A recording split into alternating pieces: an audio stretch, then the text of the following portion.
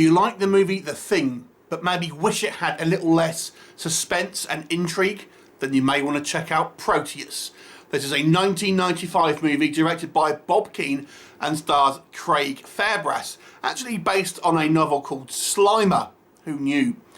So this essentially follows a group of drug smugglers as they are getting away from a job by sea. Now they end up adrift on a little life raft and end up bumping in to what appears to be an oil rig. They climb aboard to try and look for help. However, things may not be as they appear. This is not an actual oil rig. It is some type of secret genetic research laboratory, and they have been doing illegal experiments dealing with the genetic codes specifically of sharks, and this has created a biological entity, a creature very much like The Thing from the John Carpenter movie, that is able to absorb its victims and take on their traits and kind of personalities, even kind of look like them, although it has the killer instinct of a shark and is, you know, acts like that pretty much in the movie. And what will happen? You'll have to watch the movie to find out. So, let's talk Proteus. I actually quite enjoyed this movie, I won't lie. I remember having it on VHS and I liked it then and I like it now. It is very much like a Thing clone, there's no getting away from that, but that's not to say that you can't still enjoy those films. It's not the only one, there are a couple of other movies that are kind of similar to this. Harbinger Down, another more recent one, strikes the mind as well. But what can I say that works?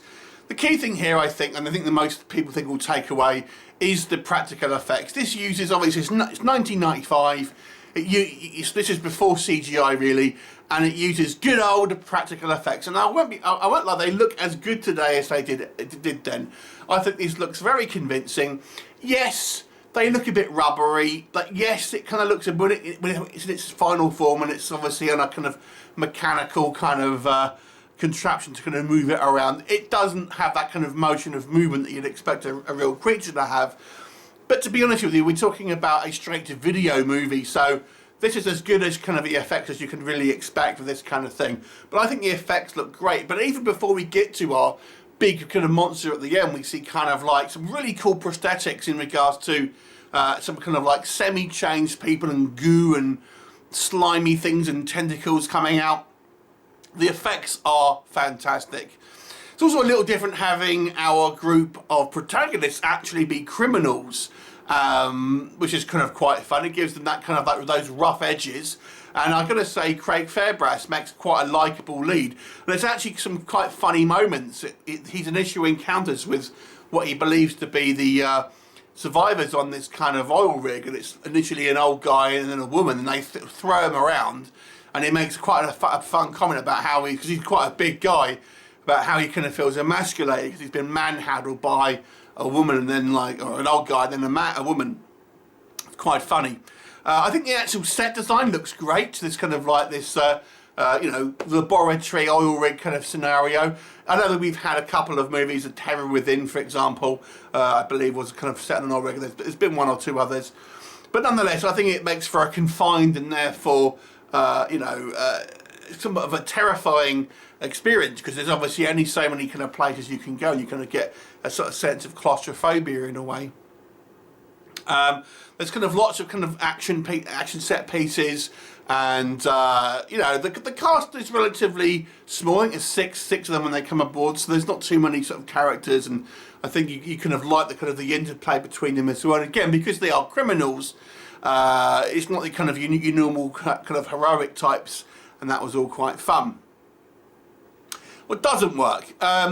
This movie is incredibly dark in regards to its actual lighting. So the cinematography here could have been improved. Now, it's taking place at night and it's taking place out in the middle of the sea on an oil rig. So, yes, realistically, it probably would be this dark. So, yay for realism, but to be honest with you, it's incredibly hard to see what's going on a lot of the times. Add to that, we have this kind of like monster eye view effect, which I don't really like. It just looks like a video effect when we kind of see from the monster sort of POV shots. It looks a bit rubbish, if you ask me. There's also some quite poor choices in editing. There are some kind of like some silly moments in regards to sort of characters and how they act. I kind of quite like the characters to a point, but they don't really act in a realistic manner in a lot of ways. You know, this is kind of, as I say, a mid-90s film. I'm not really making excuses for it exactly, but I don't know, it's kind of typical of that time, I would say. I think, you know, performances have matured a lot, even in kind of like lower budget movies. We don't have quite the kind of like the amount of stock characters I think as we do kind of quite then. And there are some elements here like that are a little bit like contrived, like the we learn that heroin makes this creature act strangely. And guess what? These are drug smugglers. They have heroin. What a coincidence! So there's a little bit of that kind of going on. But I've got to say, this is a fun movie. It is very much like The Thing in regards to its kind of creature feature aesthetic with some decent practical effects. It's a little bit more kind of like wham bang B-movie schlocky. And it doesn't have that subtleness that Carpenter brought to obviously The Thing, and that sort of like that feeling of paranoia, which is I think is the biggest thing with The Thing. This doesn't really. There's a degree of that, but it's never really kind of pumped into the atmosphere that much. You only ever kind of get like small snippets of, you know, who might be infected and who might not be. It is pretty obvious, you know, with The Thing, for example, you never really knew about who could be infected and who couldn't. Here, someone's acting shifty, they are probably infected. You know, so no real surprise there. We also have a small appearance from Doug Bradley at the end of the movie. If you are a horror fan, you should know who he is. Overall, I kind of like this movie. It is cheesy fun, but this is like, it's a well-made cheesy fun movie. It doesn't make a lot of sense if you think about it too much, but it has got the enjoyability factor up to, let's call it a 7 out of 10. I really enjoyed this one on this kind of rewatch.